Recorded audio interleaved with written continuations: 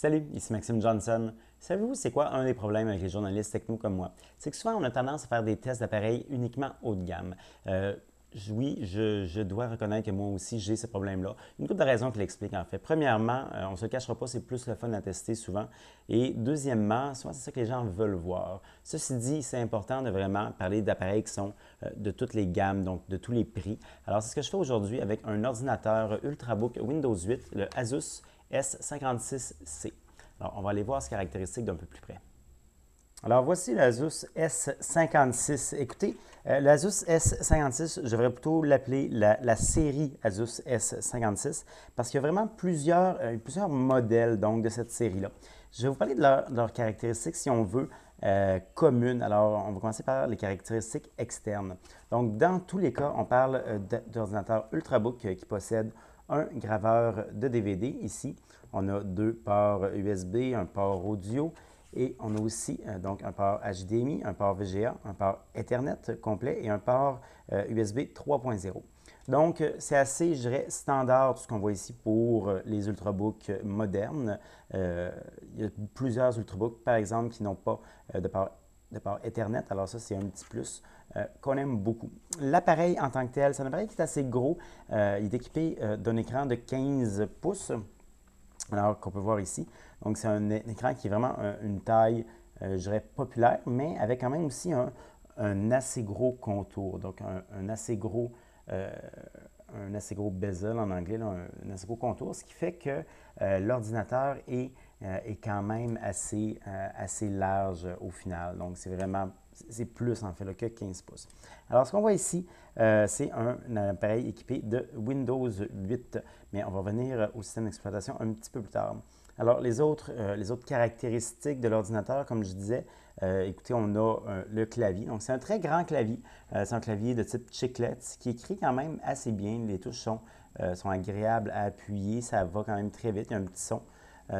Ensuite, on a aux côtés un pavé tactile, un pavé numérique, pardon, ce qui n'est pas toujours le cas. C'est pas toujours fréquent. Je trouve que le retour est très près du pavé tactile ici, donc souvent je me fais avoir un petit peu, mais c'est un détail et d'après moi, avec le temps, c'est quelque chose qui devrait être corrigé rapidement.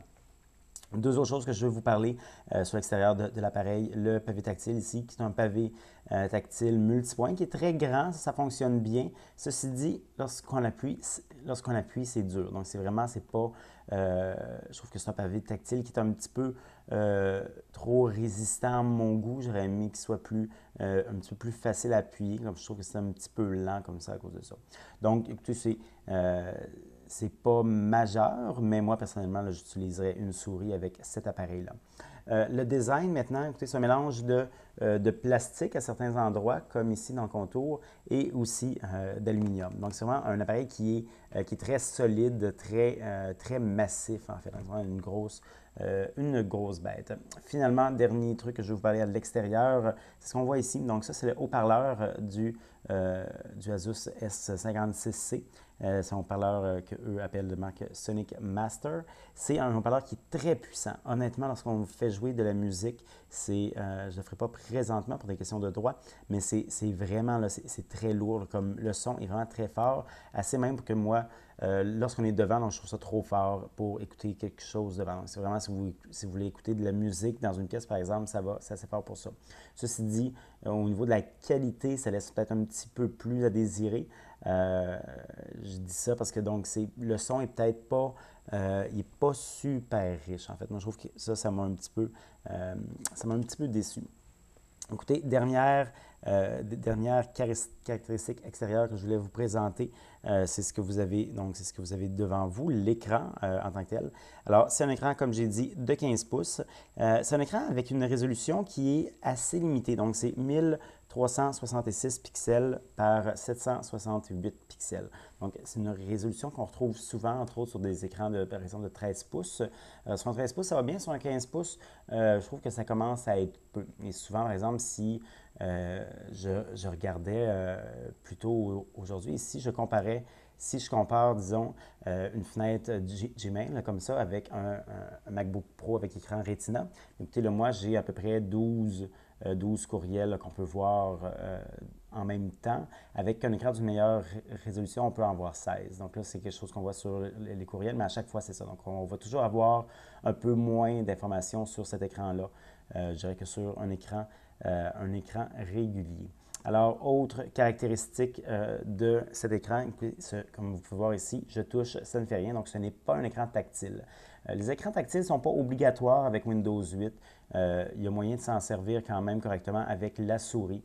Donc, on peut avoir là, différents effets, comme ici, j'ai le zoom, tout ça. Donc, ça, le zoom, c'est vraiment un effet multipoint. Donc, si je veux le faire, je pince et là, comme ça rapetisse.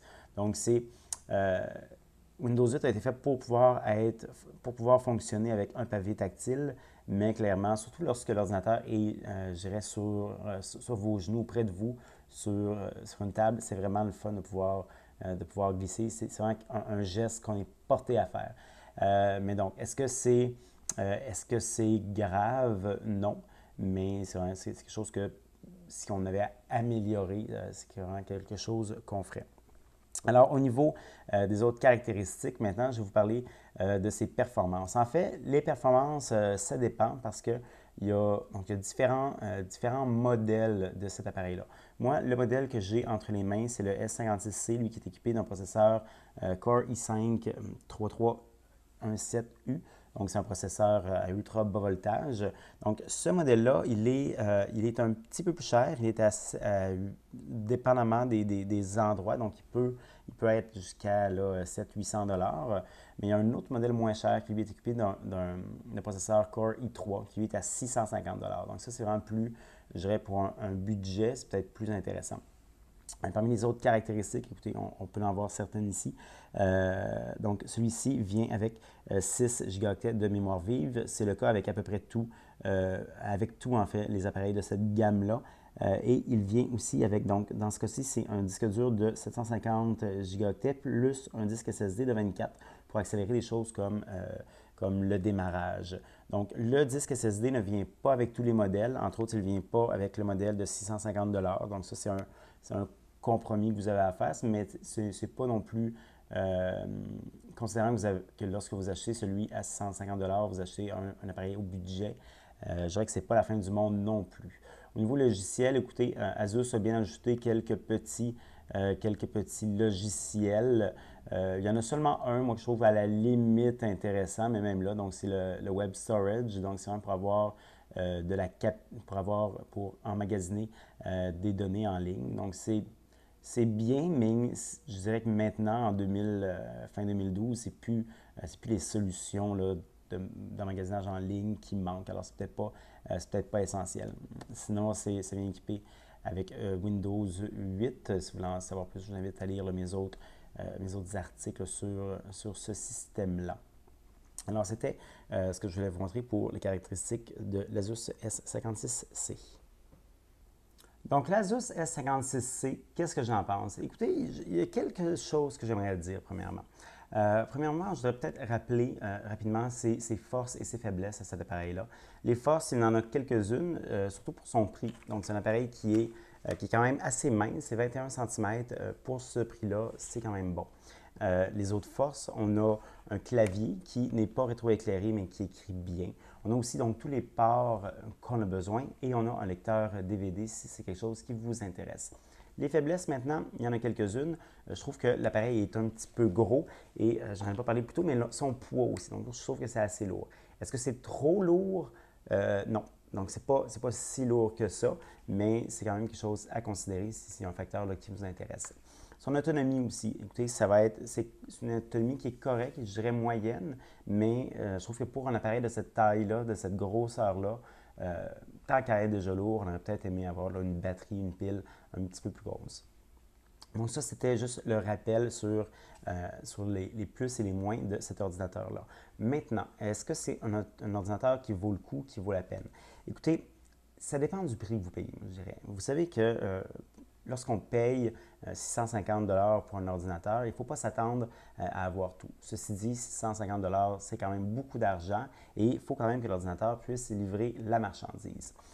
Dans ce cas-ci, le modèle de 650 est-ce qu'il le fait? Est-ce qu'il livre justement cette marchandise? Moi, je pense que oui. Je pense que c'est un prix qui est vraiment très abordable pour ce que l'appareil offre. Je trouve qu'il offre une qualité de design qu'on pourrait s'attendre à un appareil un petit peu plus cher que ça. Et il offre une qualité là, globale là, de composantes et de tout qui vaut quand même le coup. La seule chose que vous n'avez pas à 650 vous n'avez pas le disque SSD. Donc, ça va être un petit peu plus lent au démarrage, mais bon, c'est pas la fin du monde, honnêtement. Et aussi, vous n'avez pas, donc vous avez un processeur un petit peu plus lent, un Core i3. Un Core i3, est-ce que c'est trop lent? Écoutez, ça dépend de ce que vous faites. Si vous avez besoin des applications très lourdes, des gros jeux, ce n'est pas la meilleure chose pour vous autres. Mais si vous êtes quelqu'un qui utilise un ordinateur pour des fonctions de base, voir des films, faire du web, faire des affaires de productivité, un peu d'image, mais donc rien de majeur, mais comme un utilisateur normal, je vous dirais, c'est amplement suffisant. Donc, pour 650 je trouve que ça vaut le coup. Maintenant, les autres modèles qui sont plus chers. Donc là, je vais vous dire, ça va dépendre beaucoup de combien vous payez.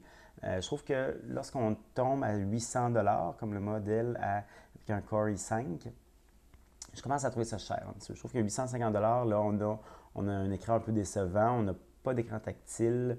Je trouve qu'à ce moment-là, il commence à y avoir d'autres choses sur le marché qui vaudrait la peine de voir s'il conviendrait mieux à vos besoins, là, dépendamment c'est quoi. Mais pour le modèle à 650 honnêtement, pour son prix, je pense que ça vaut vraiment le coup.